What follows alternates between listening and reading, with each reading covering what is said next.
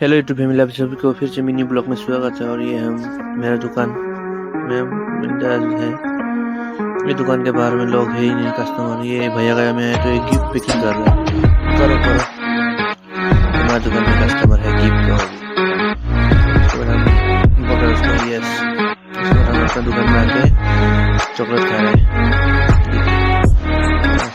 खोल रहा है अभी, दिखा रहा है अभी कि थोड़ा सा नहीं है, ये देखिए टेस्टी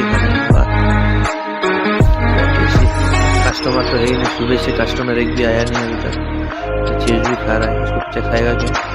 नहीं खाएगा, छोड़ो। अभी खाना खाने का टाइम आएगा दोपहर में। दाल आलू फ्राई और चावल, टेस्टी।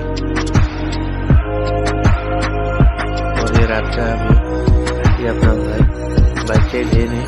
अच्छा हो तो सब्सक्राइब करना, लाइक करना, मिनी ब्लॉग को और शेयर करना। Thank you, bye bye.